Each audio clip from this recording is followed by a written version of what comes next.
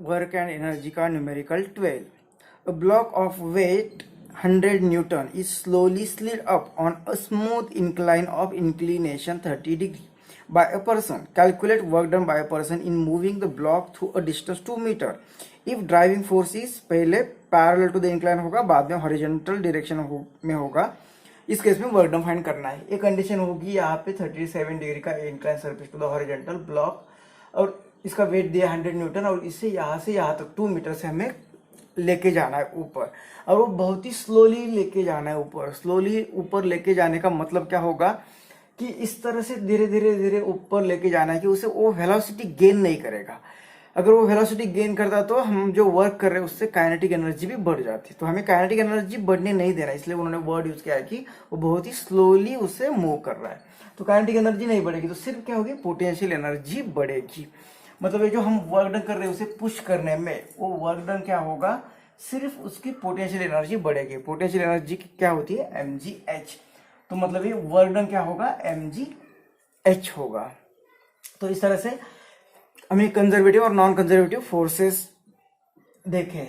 जब यहाँ पे कोई अपोज करने वाला, एनर्जी को चेंज करने वाला फोर्स नहीं होता, मतलब यहाँ पे फ्रिक्शन वगैरह कुछ नहीं, तो ये जो वर्क डन होगा ये work done not depend on path, path पर डिपेंड नहीं रहेगा, सिर्फ वो फाइनल पोजीशन और इनिशियल पोजीशन। तो इनिशियल पोजीशन कहाँ पे, ये यहाँ पे और ये फाइनल पोजीशन। तो इनका डिफरेंस जो होगा दैट इज हाइट। इनका डिफरेंस जो होगा कि इनिशियली ये ऑब्जेक्ट यहाँ पे है और कितने हाइट से उसे रेज किया है, तो ये होता है h, mgh।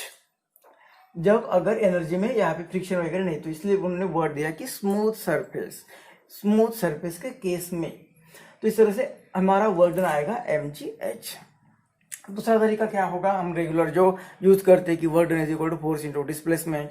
क्या करते हैं हम, work done is equal to force into displacement. और ये फोर्स कौन सा है, जिस डायरेक्शन में डिस्प्लेसमेंट हो रहा है उसी की डायरेक्शन में, वही डायरेक्शन में, मतलब ये एक ही डायरेक्शन में होनी चाहिए।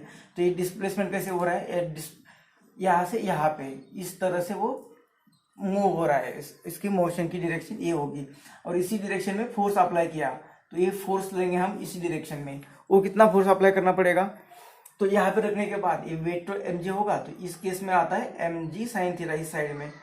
तो इतना फोर्स हमें लगाना पड़ेगा इस साइड में, तभी हम उसे मूव करेंगे। जस्ट मूव करेंगे धीरे धीरे धीरे धीरे, क्योंकि हमें स्लोली स्लोली मूव करना है। मतलब कम से कम इतना फोर्स लगाना पड़ेगा mg साइन थीटा, तब ये मूव होने के लिए स्टार्ट होगा इस साइड में।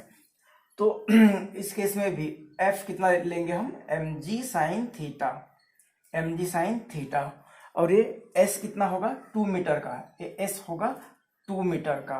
तो ये फॉर्मूला इसमें से वैल्यू पुट करके वर्क डन फाइंड करेंगे या इसमें से फाइंड करेंगे। तो क्या ए और फॉर्मूला ए सेम होगा या अलग होगा, ए भी चेक कर दे यहाँ पे। तो ये वर्क डन तो आ गया, ए एम, ए जी। अब ये एच मतलब ये ए वाला एच, अब इसकी हाइट दी नहीं है हमें, लेकिन क्या दिया है, ए डिस्टेंस दिया है। तो ये देखो ये ट्रायंगल, ऐसे ट्रायंगल और ये साइन थीटा की अपोजिट साइड, मतलब एच क्या होगा, एच क्या होगा, ये जो एल होगी एल। तो देखो ये साइन 37 क्या होगा, opposite side H upon hypotenuse L.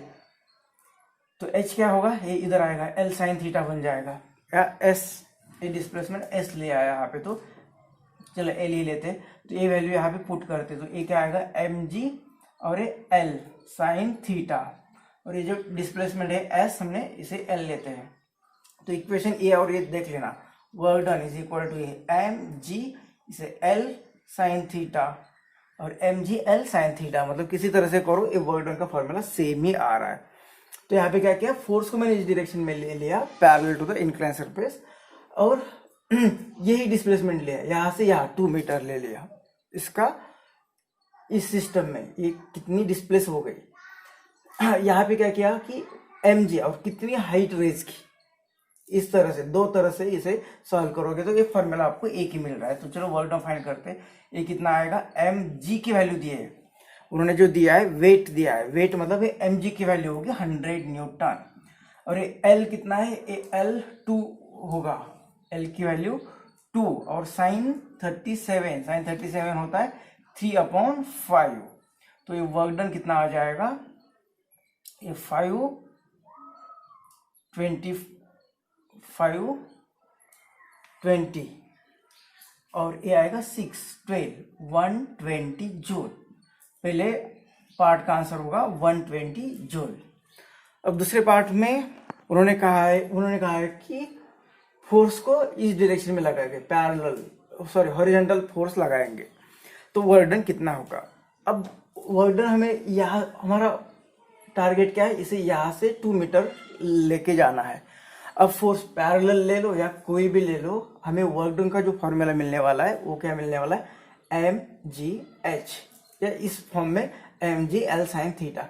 तो फोर्स किसी भी तरह से लगाओ, आपको यहाँ से यहाँ लेके जाने के लिए ये mg जो होगा वो 100 ही होगा, L ए लेंथ वही रहेगी, और साइन थीटा, मतलब फोर्स कैसे लगा दो आपको इतना वर्डन करना पड़ेगा, तो ये वर्डन होगा। तो वर्डन बी पार्ट में भी यही आएगा, क्योंकि यहाँ पे m कांस्टेंट है, g कांस्टेंट है, l कांस्टेंट है, साइन थीटा कांस्टेंट है। तो यहाँ से यहाँ लेके जाने के लिए किसी तरह से भी फोर्स लगाओ, आपको वर्डन इतना ही करना पड़ेगा।